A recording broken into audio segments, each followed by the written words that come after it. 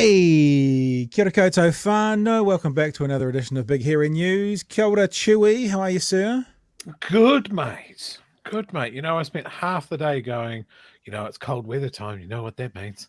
What? That means Fire? fucking apple pie and custard. And I was Oh. ridiculously excited about it all day today. Real custard or like the custard in a Tetra Pak, which is like vanilla custard from the supermarket? Because that's pretty In damn a good, that Tetra stuff. Pak because I'm lazy. But that's great, eh? That vanilla custard is a dangerous, dangerous thing. I Just haven't had that. Haven't had that for a year and a half. It's my winter fix. Very, very heavy. I thought you were going to say. Fire. We've probably had about 6 or 7 fires in the last 2 weeks. There's one going tonight upstairs to get the house nice and warm. But I like a warm house, Chewy. Everyone else in the house complains. I'm walking around in a t-shirt and shorts, and they're all going like, "It's too hot." I'm like, "Well, this is how I hang." I live dangerously. Go live somewhere else, 14-year-old. If you don't like it, 14-year-old, you can go live on the street. I live dangerously. I do not have a fireplace. Yeah, that is a bit dangerous, isn't it? Like we had that power outage and that we couldn't do that show for that night a while ago. If it was in the middle of winter and you got with that, there's an interesting dynamic about not having a burnable fire. Even for the very odd occasion, once a year, once every 2 years, once every 3 years, you don't have power. It's just a risk, isn't it? Just don't like dealing with firewood. Yeah, I know. I get you. Traipse wood up and down the hallway. I get you. I feel you appropriately. Hey, let's say a huge thanks to our patrons, and we have some new names on our board down the bottom here. Mark Wisman. I'm going to go with Wisman, W-I-S-M-A-N-N. Mark Wisman down here, who has become a patron. Over on the Coffee Runners, we have John Graham, we have Tony P. And I know we've already said thanks to all of those guys, but they are literally all guys, aren't they? Tony P, John, yeah, there you go. But I've updated our board, what's on the board, Miss Ford, and now you can see yourselves there. And if you want to be a part of what we do, if you want to support what we do, the biggest thing you can do is watch us and tell people about us. That's absolutely the biggest thing. But if you also want to help us out with little tidbits here and there, then you can head to patreon.com/Big Hairy News.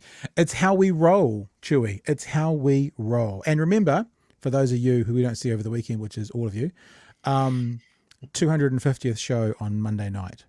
250th show Monday night. Be here or be a banana. So, Chewy, last night we started a bit of a conversation. It was really it was an off-the-cuff comment, but the more we've been thinking about it, the more we've been going, why would someone actually vote for National? Now, I'm really actually, it sounds really weird because I'm not trying to kind of offend anybody. I don't care about offending people, but I'm not trying to offend people by like going, "Oh, your party's not worth voting for," but actually to think about what inspires us to vote. What is it that inspires you to vote? Is it just that you're tribal and you do it because you do it because you do it because you've always done it? Is there a policy type idea as to why you do it? Is it because you hate the other guys and so you give your vote to this one? And going through all these steps in my head, I'm thinking, well, okay, let's be a little bit fairer, Chewy. Let's not ask the question, why would anyone vote for National? If you were a fence sitter, if you were purple and you could go either way, you're in the centre, what is it that you see in National at the moment that inspires you to go, yep, that's the crew I want to see lead my country? When I narrow it down a bit like that, because I can get the tribal thing, I can get the zealots on one end, you're always in, but when I get to people who think, and I go, when you're thinking it through, what is it that inspires you to vote for National? So what I thought we'd do is grab someone far smarter than us, who knows much more than we do in the world of politics and stuff, on to have a chat with us about it, and someone who has worked in and around national governments before. So welcome to the show, Ben Thomas. Hello, sir. Kia ora. How's it going? Kia ora, very good to be with you. A former press secretary for then Attorney General Christopher Finlayson. You are someone who has seen the inner workings of a national government. What better person, and now working as a commentator and lots of things we see all over the media. We use your commentary on the show quite a bit, Ben. I think that it would be a really interesting perspective to get from you as to what would draw someone to vote for the National Party of 2023. What are your thoughts? Yeah, so I think you've got to break it down into a few sort of different questions. Okay. Because look, there are two ways of looking at that. The first is, a cynic might say, well, look, Chris Hipkins has really sort of cut in on the National Party's not Jacinda Ardern segment of the market, Yep. which seemed to be a pretty popular one. He's talking the same kind of language about a laser-like focus on the cost of living, on making things more affordable for Kiwi families. Yep. He's dropped a lot of those policies that he's either designated as a distraction or seen as too woke or whatever we call it. And things that would add compliance costs, some of these climate change programs. And so from one point of view, you might say, well, what is the difference between voting National and Labour? Sure. With National, am I just getting the same thing, the same set of policies, but a greener unit who aren't as experienced as the guys who've been in there, right? Then the second way of looking at it would be, I hate Labour. I hate the status quo. I hate socialism. I'm worried about the encroachment of the red wave since 2010. I'm worried that the Kiwi way of life is under threat. I feel nervous. Or you might just think I believe in those traditional National Party values, the ones that they espouse. Yep. Pro-business. Less regulation, lower taxes, more personal freedoms, and then the question will be, why don't you vote for ACT, right? I mean, you've probably seen a bit of that because ACT's numbers have been getting stronger and stronger over the last 12 months. Maybe not to a point of being a threat to National, obviously, but certainly they've gone from a 7, 8, 9 party to a 10, 11, 12 party. Oh, and look, remember, 2.5 years ago, they were a 0% party, or a 1% party, or 2% party. So, the dynamic has very much changed. There are a lot more voters who are thinking, well, actually, I don't, if I really want to see the sort of change that I want in terms of, things like taxes, regulation, smaller government, I want to vote ACT. Because ACT have the freedom to be much, much more forthright. They can be much more philosophically pure about these things. Mm-hmm. They can say, when it comes to, say, freedom of speech or hate speech, they just go, no restrictions from government. Right? Now, we're now some National Party politicians who may, their sympathies may lie in that same area, but they've been in government before, they've been ministers before, they may have passed digital hate speech laws themselves. In the case of Judith Collins, they know that it's not quite that simple. And so the National Party, just like the Labour Party on the sort of centre left, are much more bounded by reality and sort of feel and can't go quite as far as the parties that flank them further out. To try and sort of win over those people who see it as a real sort of philosophical purity contest or something. Yeah. But look, the New Zealand electorate by and large is pretty centrist. We don't, thank goodness we don't yet, and we see little signs of it, but we don't see anything like the United States, where basically the two parties have gone further and further apart. Yeah, for sure. Camped on their own lines. We still have quite a lot of movement between the parties. We still have parties, again, that actually have a lot of common ground, that can work together on things. Even Labour and National can often work together on bills to make them better. There isn't that sort of personal enmity, and so what you're really kind of so one reason that you would vote for National rather than ACT is you like the direction of travel in terms of what the centre right sort of stands for, but you're in no hurry to sort of have the kind of upheaval of Rogernomics again. You don't want the sort of blitzkrieg. You want incremental change. You want sort of everything to be kind of brought in its own time, and that actually tends to be where the electorate is, and that's why we have MMP, was to sort of stop those big jolts and jarring things. I used to work for an employers association, and they would be pretty hardline and say, well, we want liberalized employment laws. And by the early 2000s, they heard from their members, look, just what we want is a period of stability. We don't want it jolting back and forth like a pendulum every time there's a change of government. And so there are big incentives from all these sort of constituencies that Labour and National actually across governments have a lot of common ground, and they change things on the margins and they change the direction of travel, but they don't have big upheaval. So then the question becomes, well, why National, why not Labour? And look, in terms of what we see in the media, yeah, a lot of similarities. And in terms of what they will be fighting the election on, a lot of similarities. But you have to remember what they're trying to do is, because they've got these parties on their flanks, the Greens can take up the left, ACT can take up the right.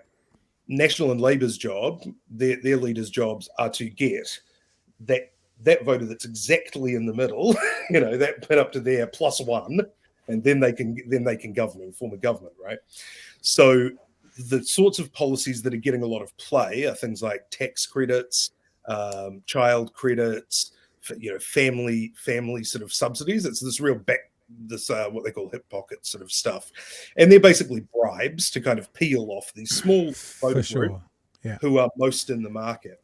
But what you actually find is the differences are in more in things beyond those groups. So things like more flexible employment laws.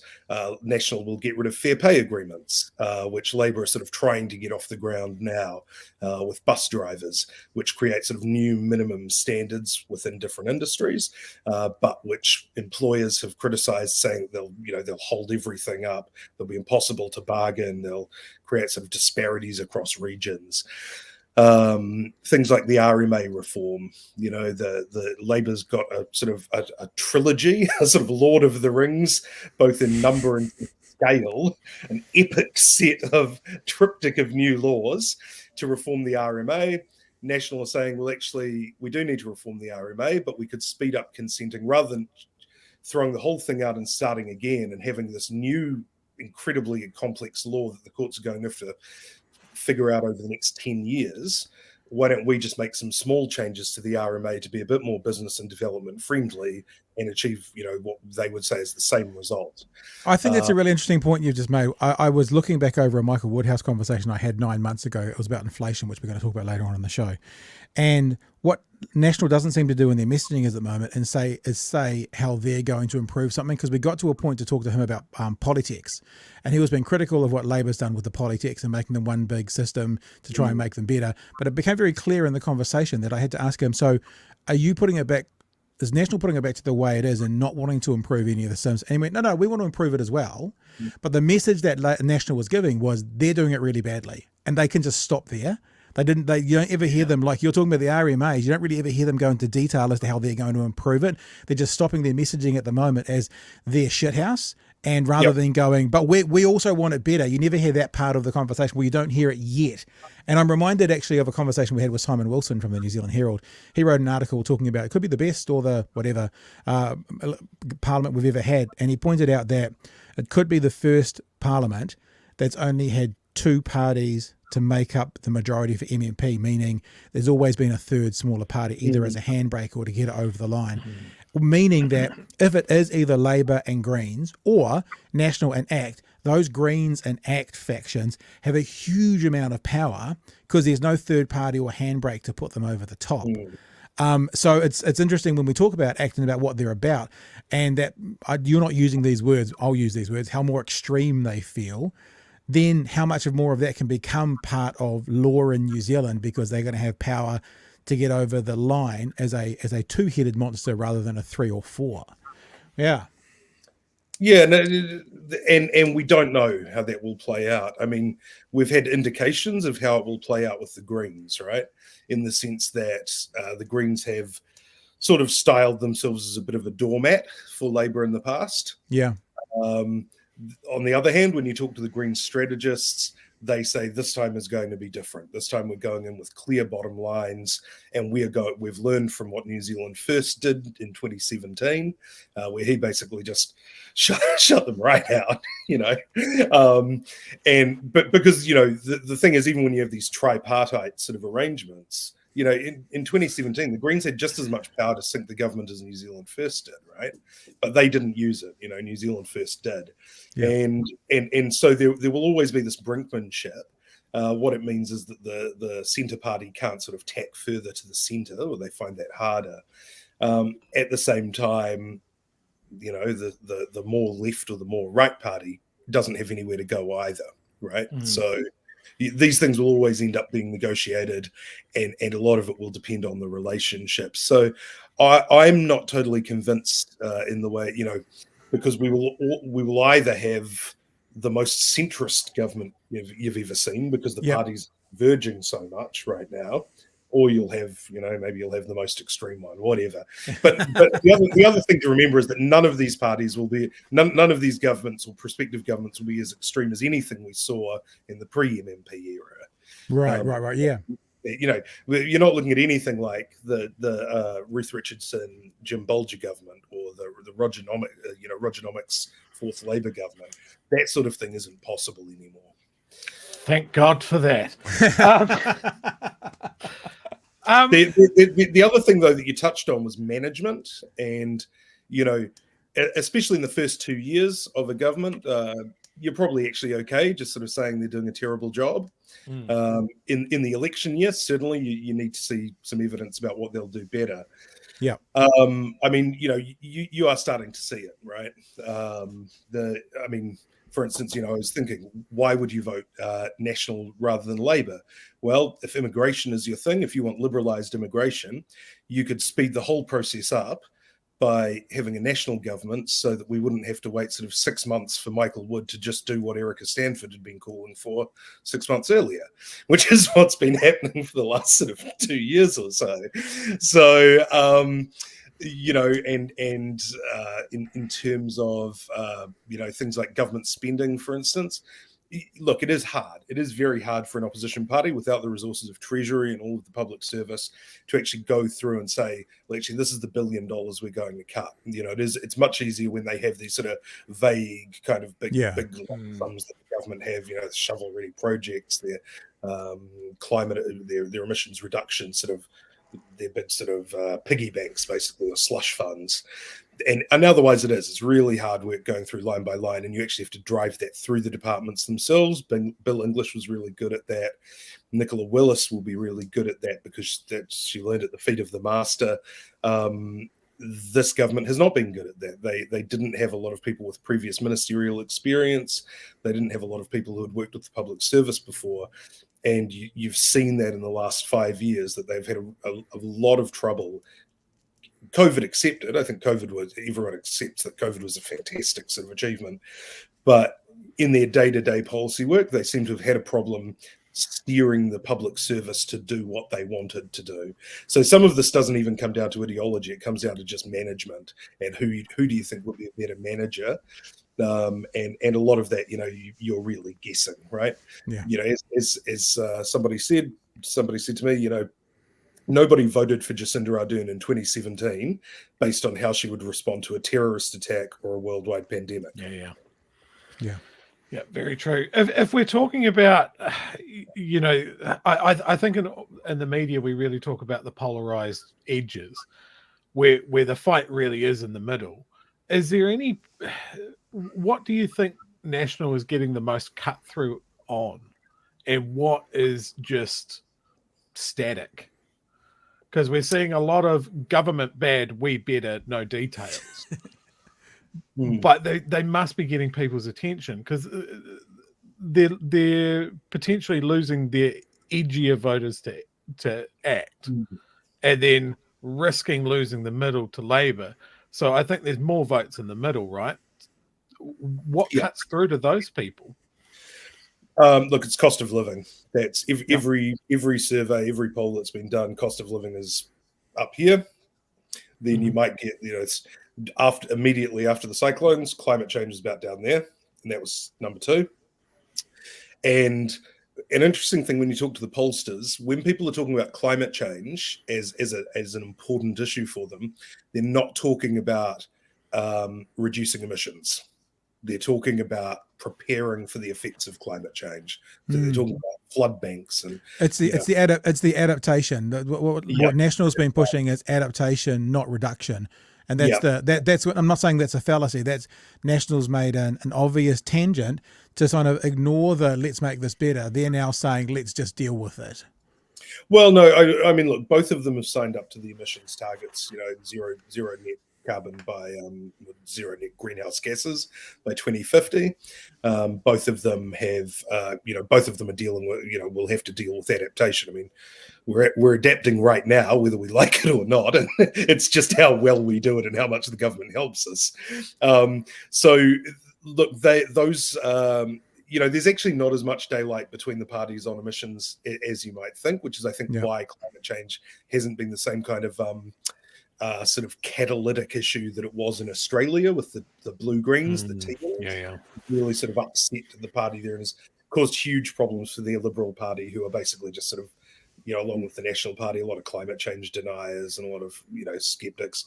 Look, there's still people within the wider National Party who might be classed as skeptics, particularly in the farming community, but the party itself is right on board. In terms of policy, there are markets in the party. They say, well, the ETS will solve most things. We want better bang for our buck if we're going to invest in this stuff, not just symbolic things like cash for clunkers. But yeah, look, so those are the things that are getting cut through, is cost of living. They're being actually kind of vindicated. They're saying that inflation, they've been saying inflation as a result of government spending as much as it is these international factors. That's come through in, even the inflation figures today, where domestic inflation was actually a greater contributor than tradable inflation. So actually they're starting to be vindicated in that argument that all of this money that's splayed around in government spending during COVID on just low quality projects, that's crowded out productive parts of the economy, particularly saying construction. It's pushed up prices, and we haven't seen an economic return on it, and it's made things more expensive for everyone else.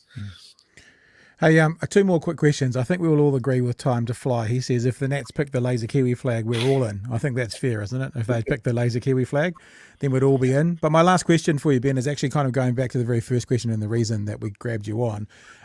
Just in like 60 seconds or less, maybe one thing. If you were thinking, I'm not asking who you're voting for, but if you were thinking about voting, what inspires you today about a national-led government? Like, what's something for you personally that you look to them and go, man, these are the ones to follow, if anything?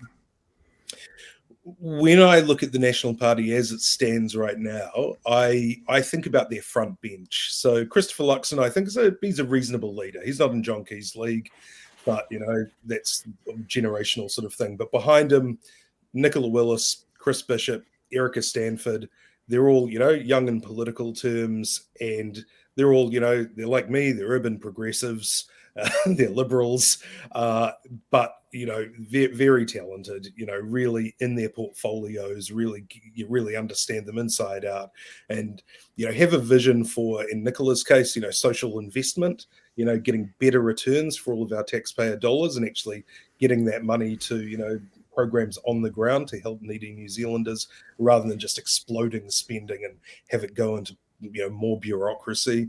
Erica Stanford, I think, everyone's been impressed by the sort of empathy that she's shown, both in immigration and education. And Chris Bishop, just a guy who's been around for a long time and sort of really knows his way around policy. So that's what I think of when I think of this National Party. All right. Hey, listen, it's been really good to chat to you. I'm very pleased you said yes to my stupid phone call this afternoon and jumped on board to answer my stupid question from last night. I really appreciate your time. Ben, if people want to know more about you, what's the best way to do it? Just keep an eye on, it seems like every television channel and everything that you're commentating on at the moment, or?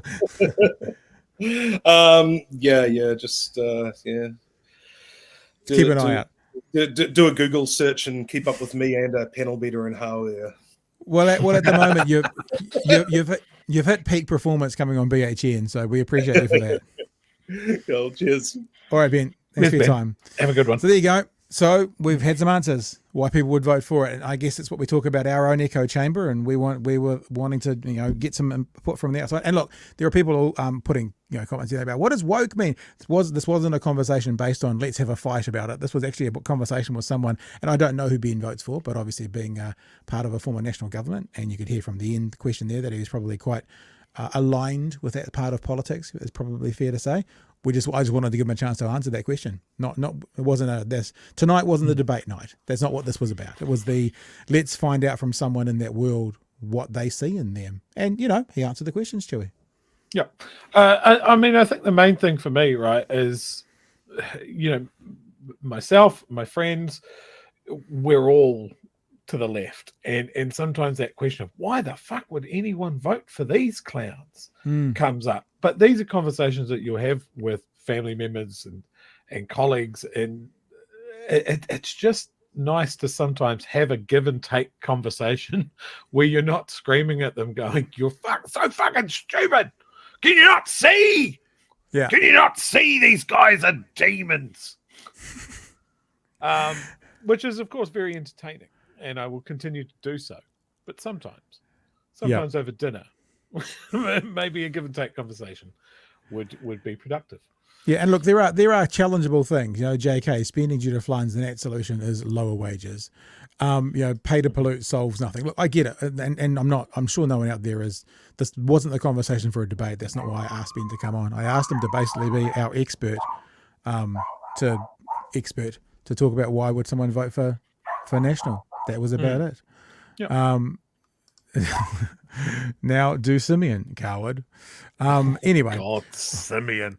Yeah, I mean, there's some things in that conversation, to mention Chris Bishop as a positive. Can't get there. Can't see it. No, that's fine. Nicola Willis, I'm sure she's very skilled. I think as a politician, she's got the skill set. There's no question. In fact, for a long while, it appeared that she was almost ready to take over the National Party now, and I think there's not. I think that seeing her in the House and stuff, there's no question. It's like I always say, I never don't agree with someone like Leighton Smith and his personal ideologies, but I can still say he's the best talkback host New Zealand's ever seen. You can identify someone for their skill set without necessarily agreeing with their ideology. And Nicola Willis, there's no question that she is a skilled orator and she's going to be a skilled politician. One who I hope is never in Parliament, but you can't take away her skill. I mean, government, not Parliament, government. But there you go. All right, let's move on, shall we? Because there's some news today coming out of the IPCA, Independent Police Conduct Authority. That's right. I always get those things mixed up and mixed around in my head. And they've had some announcements based on last year's protests, and the information has come out. It's kind of like there's a win here and there's a win there, but obviously, and I've got some video to show you at the end of this, that those involved with the protest were pretty annoyed with the police. And ironically and strangely enough, Chewie, this may shock you, but they actually ended up making hundreds and hundreds and hundreds of false complaints, which the IPCA then had to go all through and rule out. And One News tonight did say it. I don't think they've got it on their website yet, but I went and grabbed it and screen grabbed it. So I'm going to play you the clip with also a bunch of the examples of basically dis and misinformation made to the IPCA over complaints. I'm going to play some of those as well. But let's get the story first of all from the Golden Fox and One News as to the result of the report. And as you'll hear, no one gets off scot-free. But in general, it seems like they're saying police did an okay job. It ended with fiery and unprecedented scenes of violence around the country's seat of power. Indeed. Now an independent police report into the Parliament protest has revealed flaws in the police operation, including failure to use hard body armour to better protect officers. A total of 1,800 police staff were deployed to the occupation, which lasted 23 days early last year. 3,000 demonstrators were there at the peak of the protest. Wow. And $3.7 million is what it cost taxpayers for the huge police operation. Wow. To the number of complaints now, and police received just over 1,900 complaints, the vast majority, 85%, from people who were not actually at the protest. Just 84 complaints were from individuals who attended, and police action was deemed unjustified in 8 cases. We have new details and recommendations. So not scot-free. No one gets off scot-free. Authorities report and extensive coverage from our political team who covered the protest, including on that last dramatic day. We begin tonight with political reporter Kushla Norman. We know how the 23-day occupation ended. Oh, but before it got to this, police had chances to nip it in the bud, says the IPCA. The problem was poor planning and complacency. Police are well used to dealing with protests and demonstrations at Parliament. They weren't well used to the endeavours that protesters went to.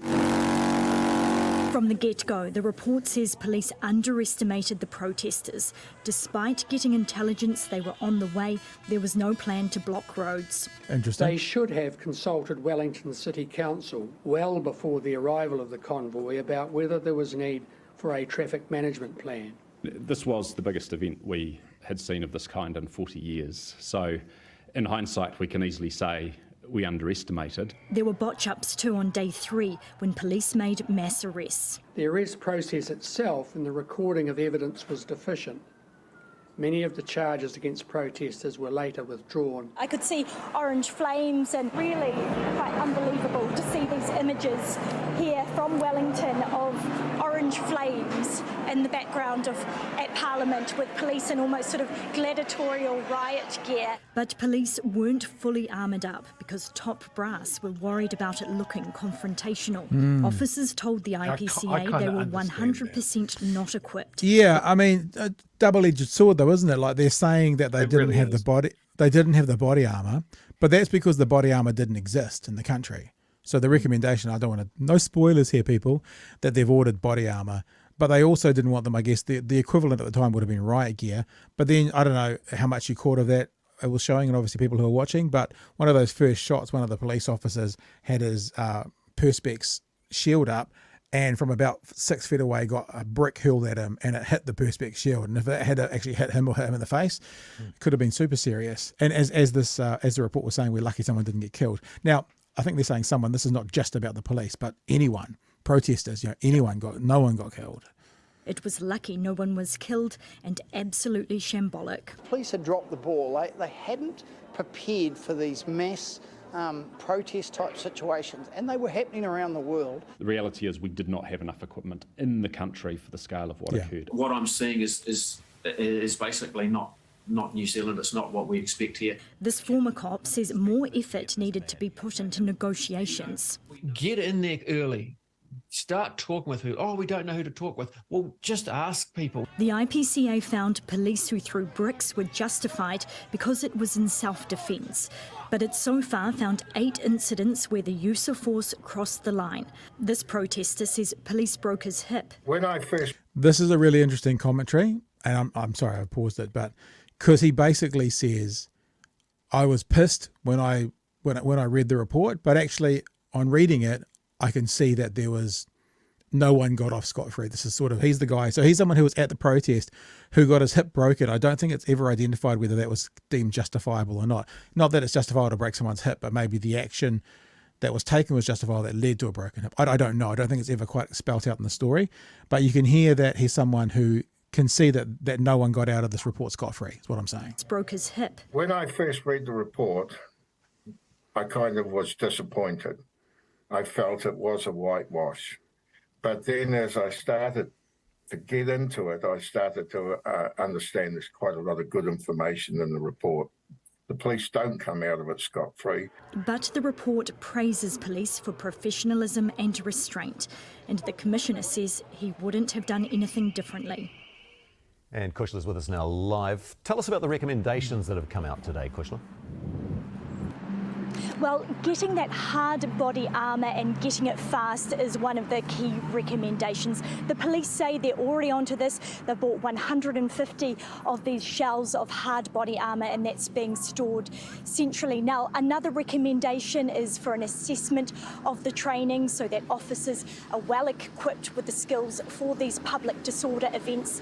The IPCA also wants police to create a new operating model for events such as these so they know what tactical responses to use at what point. And finally, there's a call to review our laws. Some of our laws in this regard were found to be not fit for purpose, especially around trespass and the seizure of property, in particular vehicles. And that's probably to do with cars. I was always surprised with that, cars not going off the streets, because if you're illegally parked, then the council can tow you away, but it didn't seem to happen. Anyway, Chewy, there's the basics of it. What are your thoughts? So the one that grabbed my attention when I read it this afternoon was about the cops throwing bricks back being justified. And that's a hell of a headline to read. But I think it speaks to how unprepared they were. I mean, I remember watching it live on the TV and just seeing I think one of the lines of cops with the Perspex shields again, and that was their only protection. They were wearing stab-proof vests and a Perspex shield. They had no protection for their legs. They had no protection for their head. And they were trying to put together an ad hoc skirmish line right in front of that wall in front of Parliament. And they were getting pelted by paving stones and bits of furniture and tent poles and all sorts of stuff. And it looked hairy.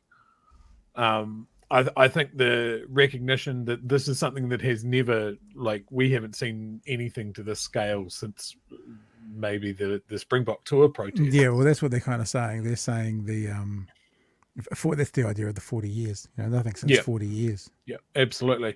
I remember chatter at the time that people that were looking at these groups online were absolutely stunned at how quick it came together.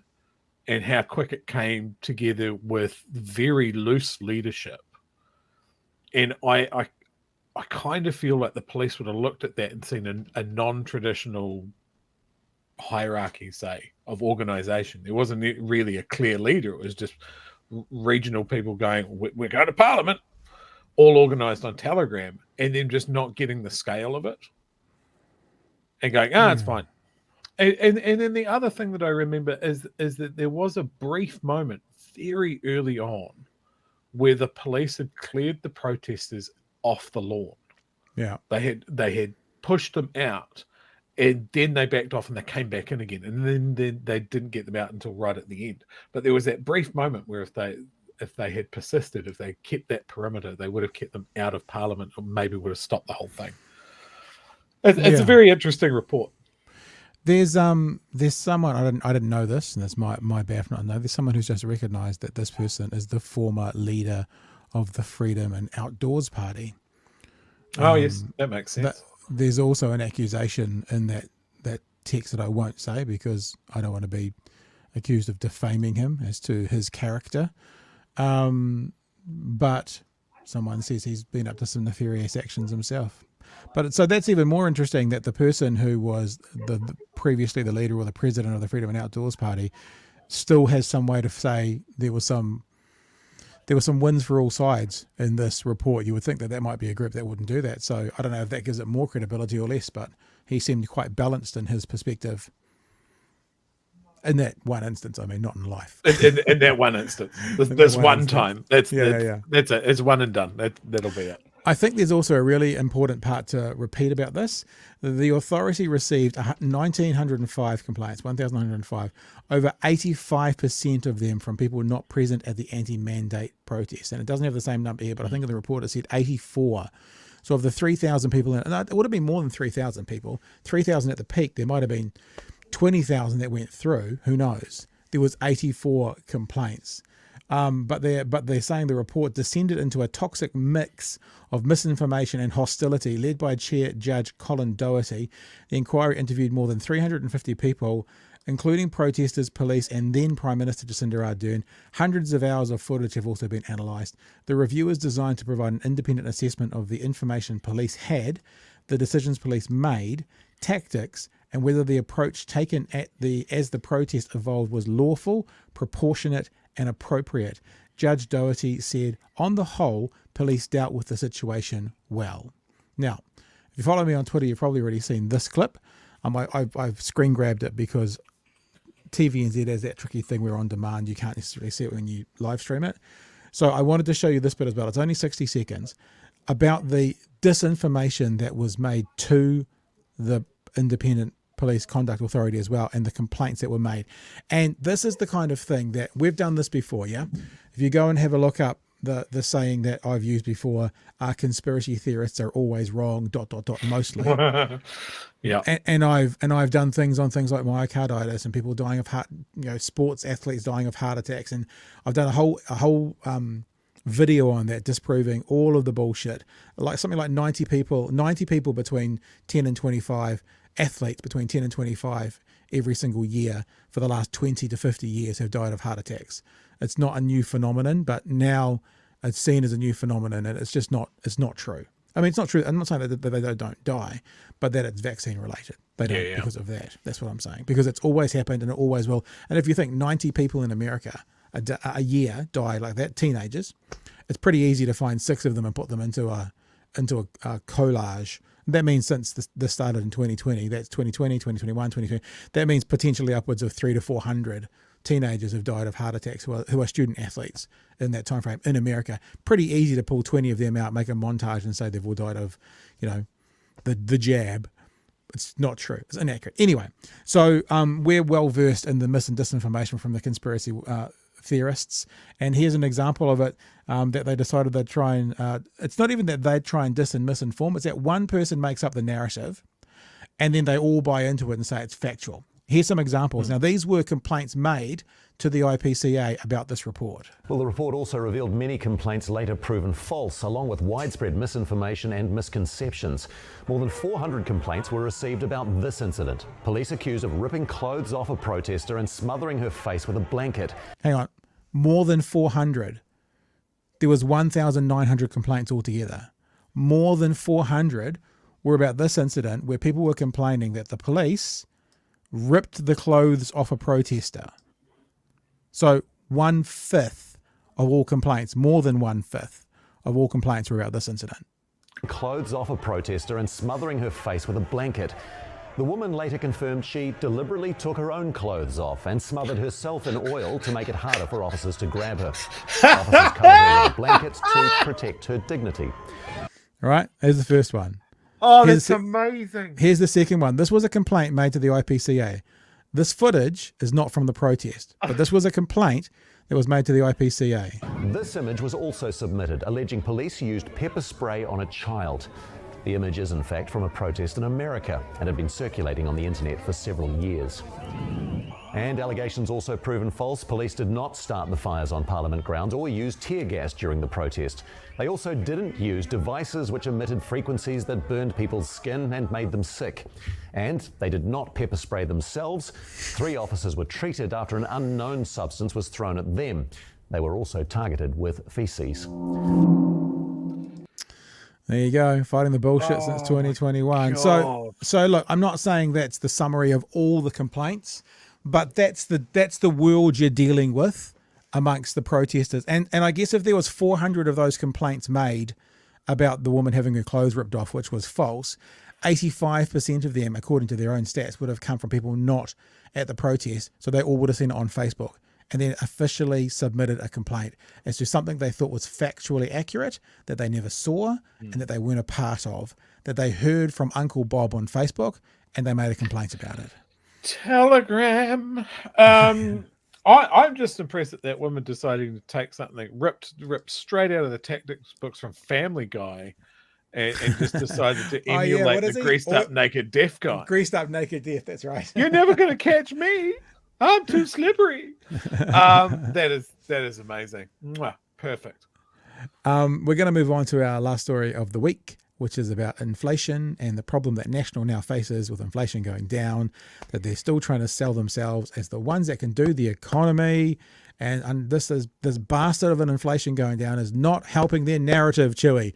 But before we do that, there are some chats that are coming in. Do you want to get something out there? We got so many chats. We've always got such good quality chats. DIY Guru says approximately 1 in 100,000 people have a myocarditis reaction from the COVID-19 vaccine. These people are 10 times more vulnerable to myocarditis from the COVID-19 infection. Yep. Absolutely right. Our favorite conspiracy Barbie was very definitely involved in spreading that rumor about the woman having her clothes ripped off. V Bunch says, yeah, I think Chantal said that about the woman having her clothes ripped off. Oh, hang on. Chantal also said that the police started the fire. So they didn't start the fire, but she did retract that later on. But still, of course, you push it out and then very loudly. Well, you push it out to 100,000 people on the live stream, and then you retract it to the 25 people on Sean Plunkett's show. Yeah, absolutely. Just a faultless tactic. Yeah. And it's so good she keeps on going back to doing it. And then from our earlier conversation with Ben, Carl here says behind National's front bench there's a bunch of hard right fundamentalist Christians, and their selection process thrown up even more candidates that are similar. Big yikes! Big yikes! That is my very strong criticism of I guess the fundy core of National. I would say that. I don't know. You can't speak. I'm going to speak for most New Zealanders. I don't think New Zealanders want religion in their politics. I agree. It's never really been a feature of our politics, so it makes people feel a bit yucky. And the thing about hard right fundamentalist Christians, when I hear that term, having been involved in the community, I think about active church going people. Active church going people in New Zealand make up less than 5% of the population. So if you think about that, I grew up Catholic, and it's like the Irish in me. It's like if you go into Argentina, everyone's Catholic, So it's not that. That's like there's like a cultural religion, that you are a religion because you're in a country or in a family. That's what your religion is. But then if you, as an adult, you choose to actively participate in that makes up less than 5% of the New Zealand population. So the thing that's always concerning about that, if there is a heavy influence in any one political party because of that, it's like on the Supreme Court at the moment. I think there's 4 Catholics and 3 pretty conservative Christians out of the 12 of them. It's pretty inappropriate to have that much power to that smaller representation of the community. Sunset says, I can't stand Luxon. Sunset. Nice. Says, I can't stand Luxon and some of the other Nats like him, Simeon, Goldsmith, etc. However, I do have some time for Willis and Stanford. Mr. Anderson chips in with Erica Stanford is impressive. I'll admit that grudgingly. Look, I think it's really important. This is how you don't become too much of an ideologue. Like I've always said, no matter what you say about, for example, Sue Bradford's politics, no one can deny that I think she was someone who stood by her values and never wavered. It's like the Bernie Sanders of America. Yeah. It's okay even if it's like, I will admit, sorry, sports here, Chewy, that, John Eales playing rugby for Australia was one of the world's greatest players, begrudgingly because he played for the opposition, but you can still acknowledge the skill set. You can do that with politics as well. It's funny when you talk about sport, I just hear static in my earphones. You hear like the Charlie Brown teacher. Yes, yes, absolutely. I star one as well. Someone saying something about something that I starred, and I was something about what Ben had said. Here we go. This one. Did Ben say Labor has been terrible due to inexperience, and basically the Nats are great because of young talent and experienced front bench? No. What I got from what Ben was saying there, from his perspective, was that National went in with no real political experience. Labor went in with not a lot of political experience. And he said, and this is my interpretation, he was saying while the front bench of National is politically young, because he was talking about Nicola Willis sitting at the feet of the master, that they're actually experienced politically, but they're still young in the game. So I don't think it was quite a parallel. I mean, that's just how I heard it. I could be wrong in control. I would agree with that. And I mean, that's one of the things, like, again, you got to walk and chew gum. One of the criticisms for Jacinda was that she was young and inexperienced. And they talk about her time working in a fish and chip shop and then ignore all of her political experience, the fact what she'd been doing under overseas, that she had been working closly in Helen Clark's office and all of that sort of stuff. She knew what she was doing, and that's what we got. So, but I think when you are in opposition for a long time and you've been fighting against a really entrenched government, when you come in, being in opposition is completely different from being in government. You have a different tool chest, you've got different responsibilities, and suddenly you've got to back up what you're going to say. So I think it can take a while for a party that's used to opposition to find their feet in government. Yeah. All right. Let's jump into our last story of the week. We are talking inflation, this confounded inflation that's getting better. That's not the plan of the National Party for inflation to get better. Tēnā tātou katoa. Good evening. Annual inflation now stands at 6.7%. That's 0.5% drop on the last time we checked in on which is a massive and lower drop than many experts were predicting. What that means is the cost of living is still rising, but not quite as fast as before. For the average household, that means over the past year, we've been paying $5,000 more for all the exact same goods and services. Groceries had the biggest impact, almost $1,100 up on the... Can I ask a really naive question here? Yes, you can, Pat. I'll allow it. That's $20 a week. I mean, and I know that for some people that's a lot of money, but if this is how much groceries have gone up across the board, like on average for every household, $20 a week doesn't feel like, maybe it's my, I'm filthy rich people, you probably know this by now, my privilege, but it doesn't feel like a massive amount of money. Now I know that you add it all together, it's $100 a week more, but it's like I was talking to someone once about mortgage rates, and they were panicking because the mortgage rate was going to go from 4.3 to 4.7 or something. And I said, yeah, but how much is that per week? And it was like $12 difference a week. And when they got the relativity of what the actual extra would be, it took all the power out of it. The relativity is what they're saying is it's $20 a week more for groceries. That's not the narrative I hear in the media. What am I missing, Chewy? You're missing weaponizing it for an election year. But yeah, look, I'm guilty of falling for that as well. I'm refixing my mortgage shortly, and we've been agonising over the massive jump to what we're going to be paying. And then we sat down with our mortgage broker and worked it out, and it was like, oh, okay, it's an extra $50 a fortnight. Okay, well, we can deal with that. That's fine. But there's big numbers and there's small numbers and there's real numbers and there's fake numbers. But yeah, I mean, if we're looking at food prices, like there's things that we've looked at there. There's things that I've suggested, Pat. We need to nationalise the supermarkets. Nobody's listening to me. We need to come up with Kiwi Shop or Kiwi Market or something. You can catch your Kiwi bus too, and catch your Kiwi train home from it. Is that right? Yeah, absolutely. And all the branding, we're going to get rid of brands. We're just going to have Laser Kiwi on everything. We've already agreed that everybody wants this. We're pushing forward. All right, let's keep going. Previous year. And take a look at the cost of housing. That's up $1,000. And remember, inflation's been running hot for 2 years now. Infometrics tells us the impact on the average household is an increase of $10,000 over that time. Yannicka Terrellin reports. So that's $200 a week, which is significant. For disabled Christchurch man Nick Stone, fresh food has become a luxury. I'd like to be able to go to the supermarket and buy the basics, like a block of cheese. He lives with epilepsy and autism spectrum disorder, so he can't work more than 30 hours a week. That means his income hasn't kept pace with his bills, and he's making difficult cuts. Things like meat.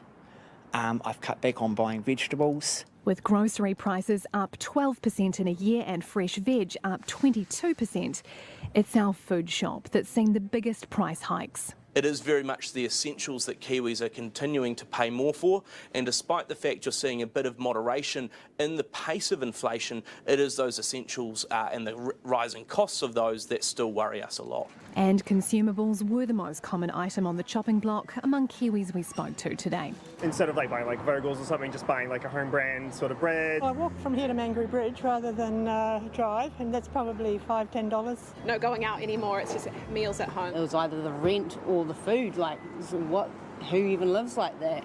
Yeah, so I decided, no, I'm moving back home to my parents. Housing has been the second biggest hit to our wallets.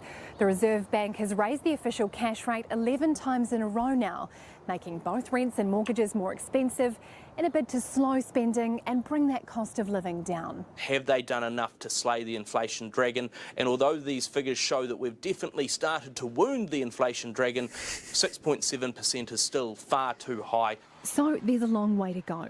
But there is cause for optimism on the mortgage front. There may not be many more interest rate hikes in store. Most people are thinking the Reserve Bank is close to finished, either that they'll pause here or maybe one more hike or maybe two, so there or thereabouts. Most economists predict high interest rates will last around another year. It depends on whether the cost of living keeps falling, something everyone, especially those on the breadline, is keen to see. Yeah.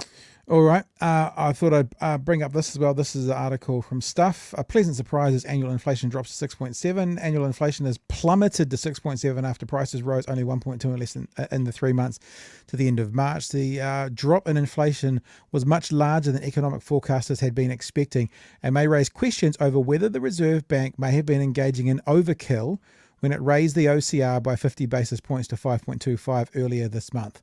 The Reserve Bank had been expecting annual inflation to rise to 7.3 from 7.2 in the December quarter when it made that decision. So they expected it to go up by 1, it went down by 0.5. Westpac has been the most optimistic, predicting inflation would drop to 6.9. Other banks had been expecting the rate to come in either at 7.1 or 7.2.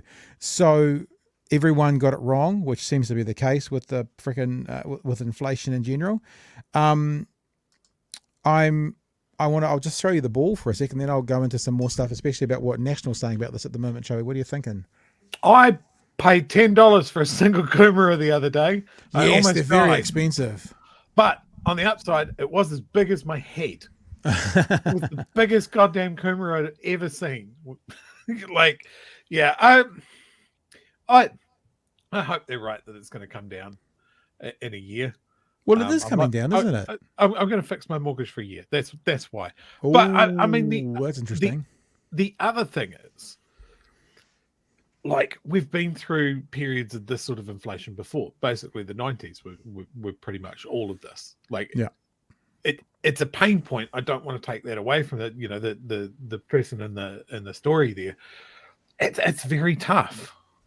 The other thing I want to acknowledge is people like that man and people like us, chat, are doing it tough. The companies are still making massive profit, and there doesn't seem to be an answer about that. The banks are still extracting an enormous amount of money. The supermarkets are still dealing with super profits. A lot of these guys are not tightening the belt, or don't seem to be tightening the belt, or don't seem to be doing anything to help people out and come out on the side of rightness and good. Now, whether that's because they can't or they won't, I don't know. You would think that inflation coming down 0.5%, which nobody was predicting, would be universally celebrated, Chewy, as a positive thing for the public. Guess what? Someone not liking it? Yeah, no. Guess what happened? Oh, okay. What happened? Tell me. So this was off National's Twitter feed today. Inflation remains high at 6.7%, still hurting hardworking Kiwis. And all Chris Hipkins' fault because his picture's there. Yeah, and in black and white, so that means we're all sad too. Sepia tones. So, of course, as is the case, we always say, and we've said this before and we'll say it again, no one's saying 6.7 is good. We're not celebrating 6.7. But what we need to do is have a context to it and sort of keep in our understanding what it means. So, again, you should follow me on Twitter because you get everything early. If you follow me on Twitter, I went through today, I'll show you what I went through. This is a website here that tells you inflation from countries all over the world, right? This is what it does. So I went through and pulled out like either countries that are akin to us, that you could relate to us, or I always look at Scandinavia because everyone always says Scandinavia does this best. And so here we sit, Sweden, United Kingdom, the EU, Iceland, Austria, Finland, Australia, Ireland, Italy, Germany, South Africa, all higher inflation than us. Then there's us, then there's the US. And if you have a look at some of them, Austria, let's say from Finland up is about 8% up, would kill to be at 6.7. Finland, Austria, Iceland, the EU, the UK, and Sweden would kill to be at the numbers we're at. So when the National Party comes out and does this, it's a little bit like we just talked about, yeah? When you actually get, there's a number that looks spooky. I've told this story before about having a deck built and the guy telling me that the softwood would be much cheaper. So we went with the pine. And at the end of the job, I found out, because I said to him, out of interest, how much more expensive would it have been to use hardwood? And he went $500, which would have been about 8% of the overall cost more. And so even though what he deemed as much more expensive, I would have gone, of course, for $500, we'll use the hardwood. But I didn't ask that question, and I learned a lesson now. So now I always ask the question. So my question now, like we just did with that cost of living when it comes to food grocery bills, is this good, bad, or indifferent? National selling it as bad. If you have a look on the world scale, on the world scene, it's pretty fucking good. It's not good in that we like it, but compared to the rest of the world, I mean, Australia is supposed to be the land of milk and honey, you know, the lucky land. Is that what they call it? The lucky land? Whatever. I've never called it that, Pat. 7.8%. over our 6.7. And the real question is, why has Chris Hipkins done that to Australia and Finland? Yeah, I It's reckon. very mean. What have they done to us? No, this is something that really sort of just baffles and confuses me. Is when we want to bash the other political party, we want to pretend that New Zealand is an island where we're not affected by anything else in the world. That we're not a country that imports a hell of a lot of the things that we need and Point of order? exports a lot of things. Point of order, Mr. Speaker. Yes, Pathy. We are an island. Correct. I thought I'd pull a fast one on you there, but you got me. Actually, the truth is we're several islands, so it's probably fair. It's probably fair. But you know what I mean, right? Yeah, totally. It's that somehow it's the problem with the government at the time, and it's definitely we're not affected by external issues. Speaking of, now I'm not going to play this, but I'll just show you that I actually did look at it. A conversation I had with Michael Woodhouse, and I had this conversation 9 months ago. It says 9 months down there. That was the last time I heard of Michael Woodhouse. He's such a good representative for Dunedin. I'm wearing the same hat. How about that? One of the things he said was he always hedged his bet. He wouldn't be surprised if inflation got to UK standards, and maybe we should check it in 6 to 9 months. This is literally 9 months since I spoke to him. And compared to the rest of the world, we're doing pretty good. I also asked Mr. Woodhouse this question, and you can go back and have a look at this. Look, BHN, Michael Woodhouse on inflation. Go watch it for yourself. I asked him, what number would National be happy with? Because they were complaining about inflation. I said, what number would National be happy with? And the indication he gave was they would be happy if it was between 5 and 6%. He didn't use those numbers because he talked about external versus internal, and adding them together, he said maybe about a couple of percent lower. So he was talking in the 5s. And I said to him, when can I hold you accountable, would you be government, to get to there? And after he did some umming and ahhing, he talked about the last quarter of 2025. Now, we're in the second quarter of 2023, and we're not between 5 and 6, but we're only a couple of drops away from it. So if that happens, then what, National? Does that mean therefore you got to stop complaining about it because Labor's actually been in charge of an economy that's reduced its inflation to a point where you claimed a wee while ago you would have been happy with? Or do you just find another sepia tone photo and demonstrate to us how terrible the world is outside of voting for National? There's a very important thing for us to play, and always to play and keep playing when it comes to inflation. This is Christopher Luxon talking to Jack Tame in 2022, 11 months ago. And just remember this, when National talks about having the answers to inflation and how bad Labor is because of the inflation they've got. In other words, National's claiming they're going to do better. Yeah? That's the claim. Most economists say that tax cuts are inflationary, right? You give people money, people want to spend the money. When they want to spend the money, it drives up demand. Voila, inflation. Why are your tax cuts different? Well, the point is that Grant Robertson's about to give himself $6 billion, the biggest increase in the budget in the history of New Zealand, right? And all of that's going to be inflationary. That's on top of the $128 billion that we've got. That's $52 billion more than we had in 2017. Your tax cuts come out of that $6 billion. So you're still spending the $6 billion? Correct. So why are yours not inflationary? Our tax cuts come out of that. They're about $1.7 billion. We think it would be a good idea to do these inflation-adjusted tax thresholds. So explain to me why it's not inflationary.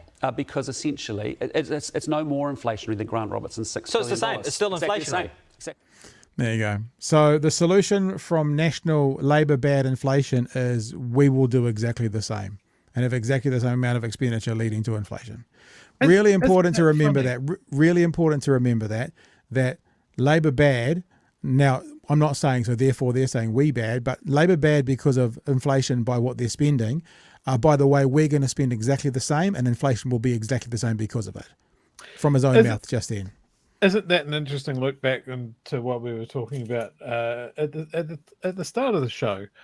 Is for all the rhetoric and all these guys are terrible and we're the only way, that the answers seem to be relatively similar for a lot of the policies. Yeah.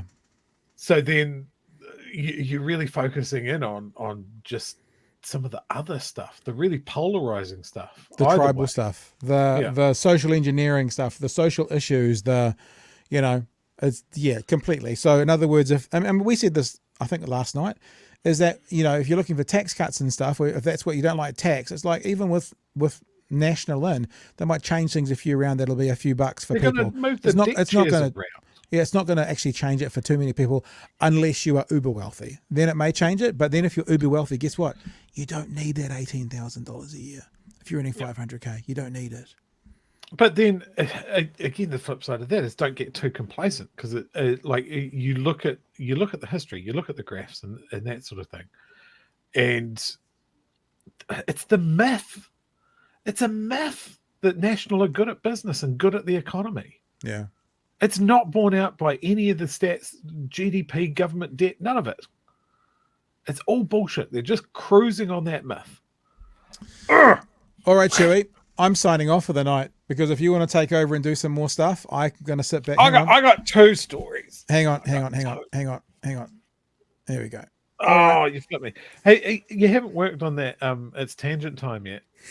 This is not tangent. This is news. What are you talking not about? Tangent story.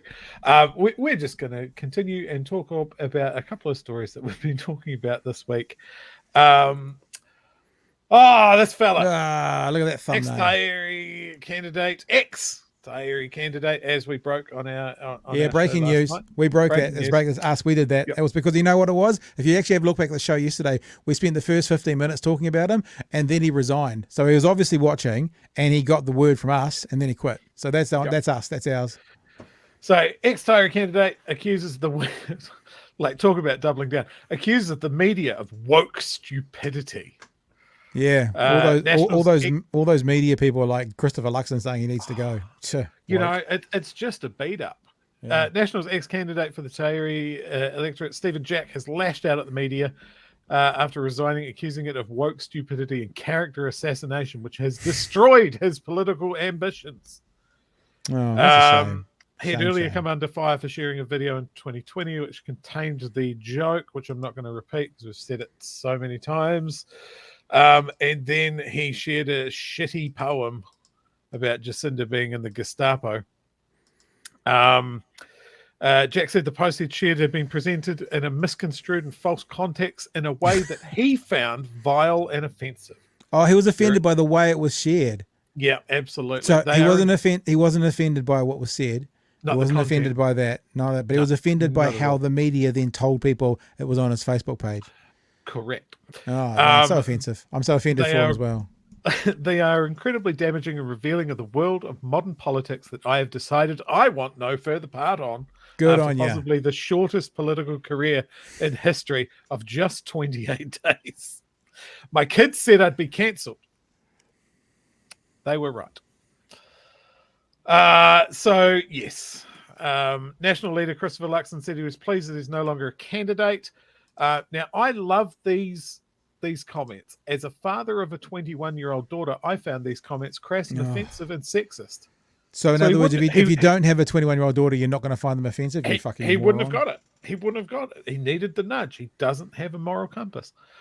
National MP Erica Stanford, who we were talking about earlier told Morning Report that it was unacceptable for Jack to share a poem comparing Ardern to Hitler.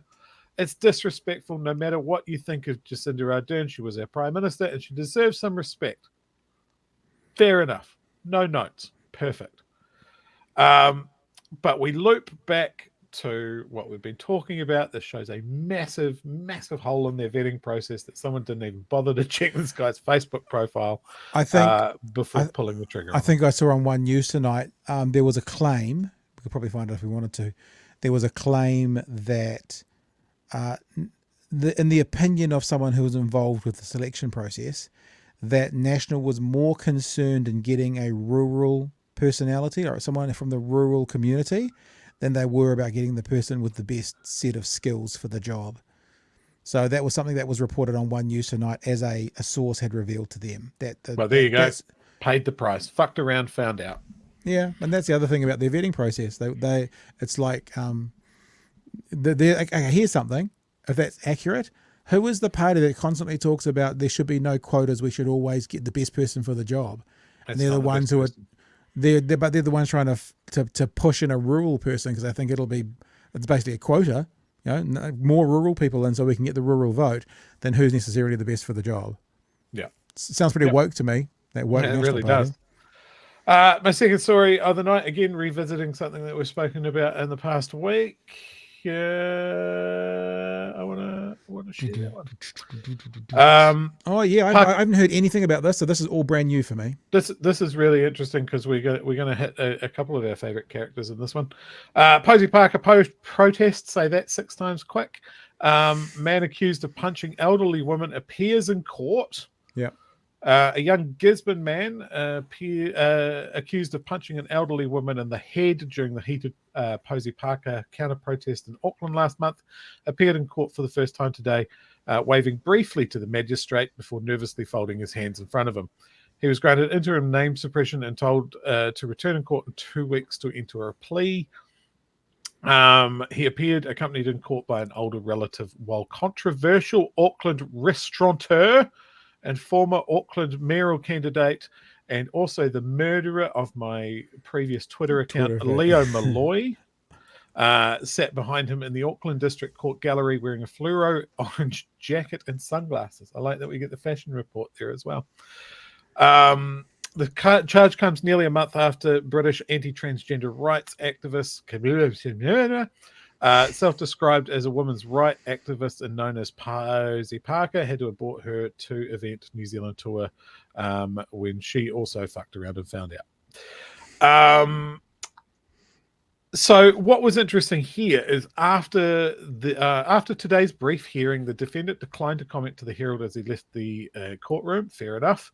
As the two stepped outside the courthouse, Leo Malloy and 2 other men, one filming with his phone and the other one with a small camera attached to a long selfie stick, followed the man for several minutes as he walked down the block. "You better get used to this. It's the rest of your life," Malloy taunted as he followed the pair.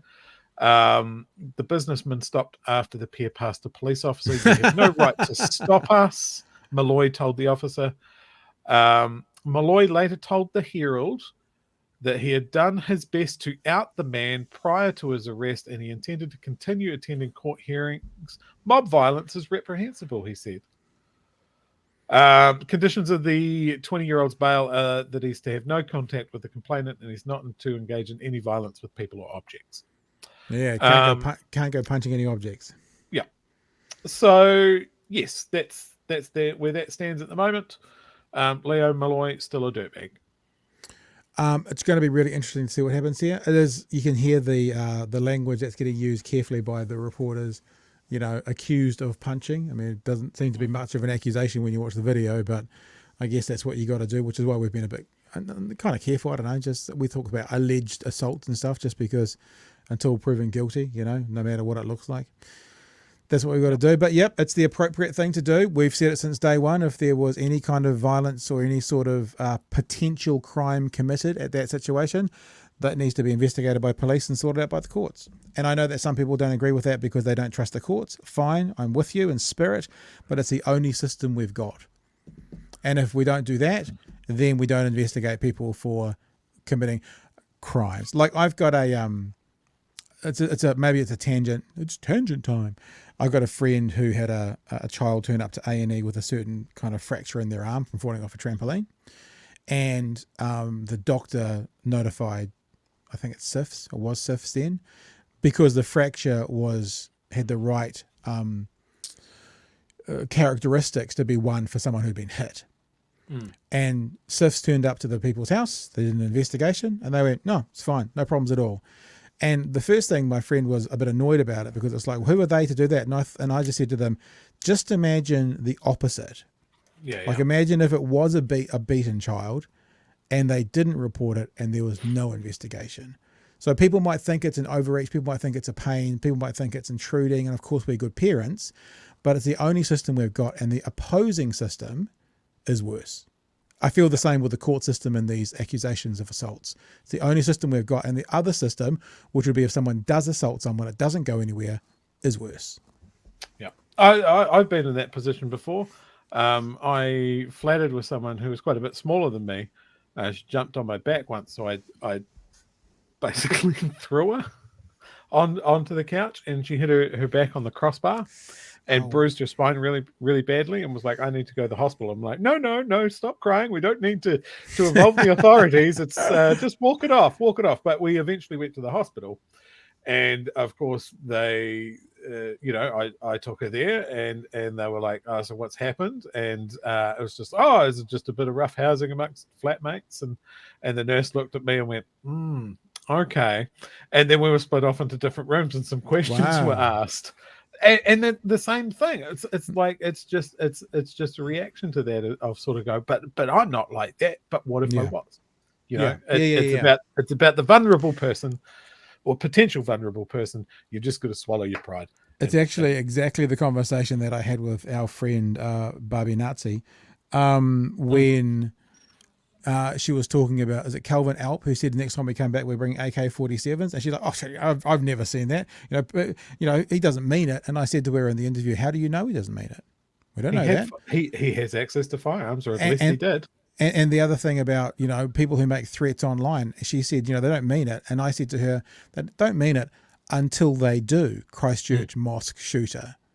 Lots of stuff online, didn't mean it, didn't do anything with it until he did. So, I get it. All right.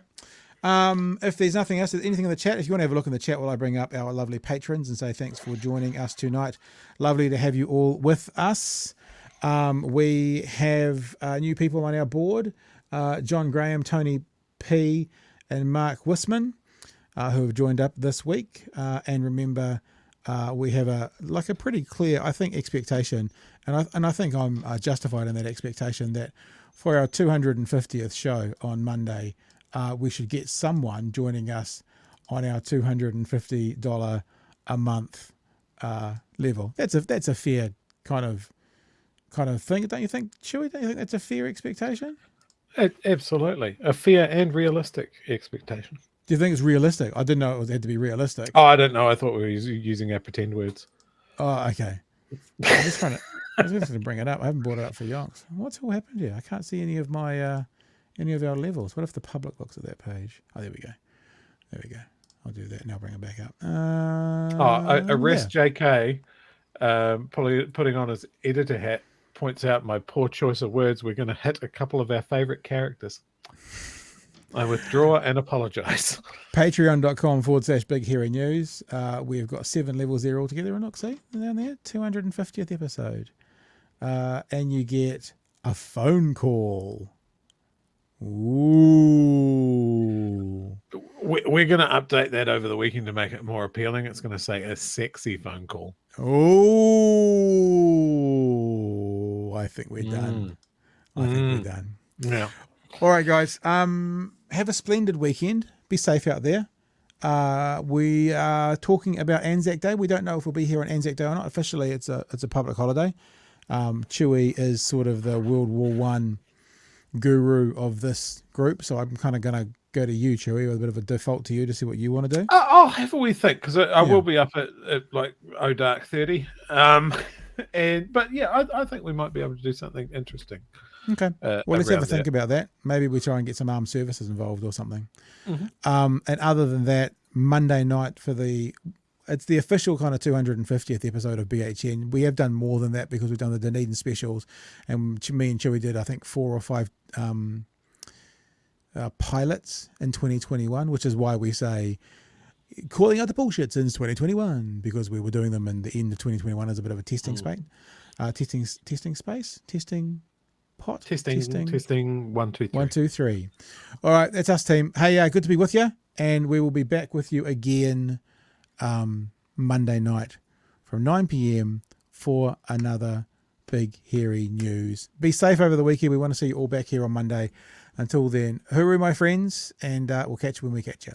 Ciao. Cheers, folks.